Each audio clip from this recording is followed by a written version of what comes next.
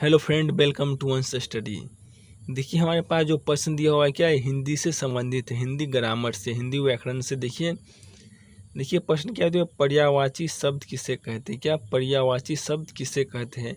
हम लोग आज इस वीडियो में पर्यायवाची शब्द के बारे में जानेंगे और पर्यायवाची शब्द कैसे बनाते हैं हम लोग वो भी जानेंगे।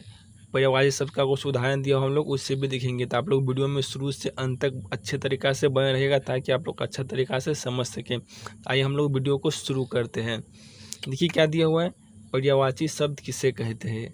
पर्यायवाची शब्द किसे कहते हैं, देखिए इसका आंसर क्या होगा।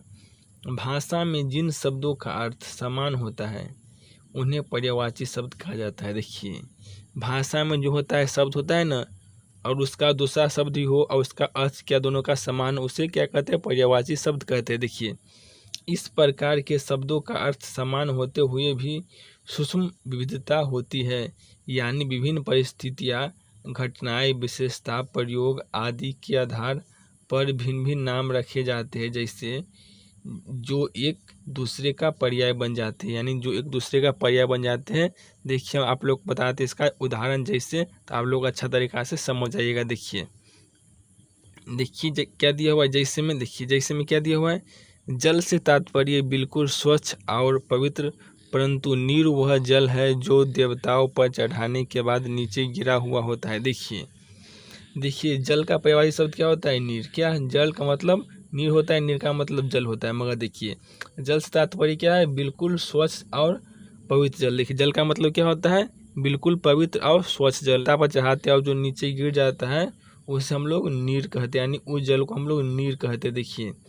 देखिए पानी का अर्थ सामान्य जल को जो गंदा या स्वच्छ दोनों हो सकता है। देखिए पानी का अर्थ समान जल जो गंदा या स्वच्छ दोनों हो सकता है। देखिए पानी का मतलब क्या होता है, जल और नीर होता है। देखिए उसका पर्यायवाची शब्द, देखिए पानी स्वच्छ भी हो सकता है और पानी गंदा भी हो सकता है। देखिए यहाँ पर देखिए इसका अर्थ अलग अलग निकल गया ना। देखिए जल गंदा भी हो सकता है, जल साफ भी हो सकता है, यानी जल दोनों तरह से हो सकता है। आइए हम लोग इसका कुछ एग्जाम्पल देखते हैं। आप लोग उसे अच्छा तरीक़ा से देखिएगा, आप लोग एकदम अच्छा तरीक़ा से पूरा समझ आइएगा। तो आइए हम लोग एग्जाम्पल को देखते हैं। तो फ्रेंड देखिए हमारे पास कुछ शब्द दिया हुआ है, इसका हम लोग पर्यायवाची शब्द बनाएंगे, तो आप लोग इसे अच्छा तरीक़ा से समझ आइएगा। देखिए क्या दिया हुआ, देखिए फर्स्ट में क्या दिया, असुर। असुर का मतलब क्या होता है, राक्षस। हम लोग क्या लिख देंगे, राक्षस। क्या लिख देंगे, राक्षस। देखिए ये इसका पर्यायवाची शब्द हो गया। हम लोग आइए इसका एक और पर्यायवाची शब्द लिखते हैं। क्या, राक्षस को हम लोग क्या कहते हैं, दैत्य भी कहते हैं। देखिए इसका एक और पर्यायवाची शब्द बन गया। इस तरह हम लोग सभी का दो दो पर्यायवाची शब्द बनाएंगे। देखिए क्या दिया, अमृत। अमृत का मतलब क्या होता है, पीयूष। क्या होता है, अमृत का मतलब पीयूष। देखिए अमृत को हम लोग पीयूष कहते हैं। और क्या कहते हैं, सुधा। देखिए सुधा हम लोग अमृत को कहते हैं। अमृत का मतलब क्या होता है, सुधा। सुधा का मतलब क्या होता है, अमृत। सुधा का मतलब क्या होता है, पीयूष। पीयूष का मतलब क्या होता है, अमृत। देखिए फिर क्या दियो, आग। क्या दियो, आग। आग का मतलब क्या होता है, अग्नि। क्या होता है, आग का मतलब अग्नि। आग का मतलब क्या होता है, अग्नि। अग्नि को हम लोग क्या, ज्वाला भी कह सकते हैं। क्या हम लोग अग्नि को ज्वाला भी कह सकते हैं। क्या दियो, आकाश। क्या दियो, आकाश। आकाश का मतलब क्या होता है, नभ। क्या होता है, आकाश का मतलब नभ। या हम लोग इससे आसमान भी कह सकते हैं। हम लोग आसमान या नभ या फिर आकाश हम लोग इसे कह सकते हैं।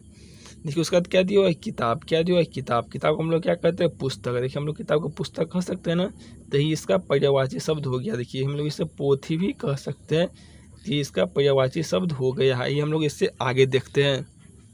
क्या दिया हुआ है, दिन। क्या दिया है, दिन। हम लोग दिन को क्या कहते हैं, दिवस। क्या, हम लोग दिन को दिवस भी कहते हैं। क्या हम लोग दिन को क्या, तारीख भी कहते हैं। क्या, तारीख भी कहते हैं। हम लोग क्या, तिथि भी लिख सकते हैं। क्या, क्या जैसे होता है ना सोमवार, इसमें वार जो होता है हम लोग वो वाला भी लिख सकते हैं।